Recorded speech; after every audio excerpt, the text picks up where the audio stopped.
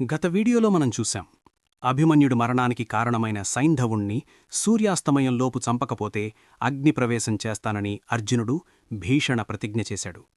కాని కౌరవులు పన్నిన త్రిగర్భ వ్యూహం వల్ల సాయంత్రం అయినా అర్జునుడు సైంధవుణ్ణి చేరుకోలేకపోయాడు. అప్పుడే సూర్యుడు అస్తమించాడు. అర్జునుడు తన మాట ప్రకారం అగ్నిప్రవేశానికి సిద్ధమయ్యాడు.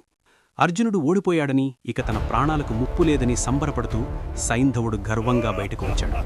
కాని అక్కడే మొదలైంది శ్రీకృష్ణుడి అసలైన మాయాజాలం. అర్జునుడు చితి ఎక్కుతుండగా కృష్ణుడు ఆకాశం వైపు చూపించి సూర్యుడిని కప్పి ఉంచిన తన సుదర్శన చక్రాన్ని వెనక్కి తీసుకున్నాడు. అంతే చీకటి మాయమై మళ్లీ ప్రచండభానుడు ఆకాశంలో ప్రత్యక్షమయ్యాడు. కృష్ణుడు గట్టిగా అరిచాడు, అర్జునా, సూర్యుడు అస్తమించలేదు. ఇదిగో సైంధవుడు, ఆలస్యం చెయ్యకు, వెంటనే వాడి తల తెగ్గొట్టు. క్షణం కూడా ఆలస్యం చెయ్యకుండా అర్జునుడు గాంధీవన్ నుండి బాణం వదిలాడు.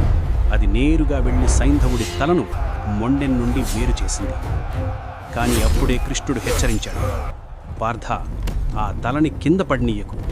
సైంధవుడి తల నేలమీద పడితే నీ తల 1000 ముక్కలవుతుంది. అదే సైంధవుడి తండ్రి వృద్ధక్షత్రుడి వరం. ఎవరైతే తన కొడుకు తలని నేలమీద పడేలా చేస్తారో వారి తల పగిలిపోవాలి.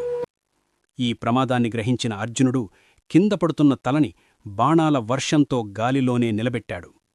అప్పుడు కృష్ణుడు ఒక ఉపాయం చెప్పాడు. అర్జునా, పాశుపతాస్త్రాన్ని సంధించు. ఆ తలని గాలిలోనే తీసుకువెళ్లి దూరంగా తపస్సు చేసుకుంటున్న సైంధవుడి తండ్రి వృద్ధక్షత్రుడి ఒడిలో పడేలా చెయ్యి. అర్జునుడు గడితప్పలేదు. సైంధవుడి తల గాలిలో తేలుతూ వెళ్లి నేరుగా వృద్ధక్షత్రుడి ఒడిలో పడింది. అకస్మాత్తుగా ఏదో బరువు పడ్డంతో ధ్యానంలో ఉన్న వృద్ధక్షత్రుడు ఉలిక్కిపడి లేచాడు. ఆ కంగారులో తన ఒడిలో ఉన్నది తన కొడుకు తల అని తెలియక కింద పడేశాడు. తల నేల తాకిన మరుక్షణం శాపం ప్రకారం వృద్ధక్షత్రుడి తల పగిలి ముక్కలయింది. కొడుకు తలని కింద పడేసి తండ్రే తన మరణాన్ని తానే కొని తెచ్చుకున్నాడు. అలా శ్రీకృష్ణుడి చతురతతో, అర్జునుడి పరాక్రమంతో సైంధవ వధ పూర్తయింది.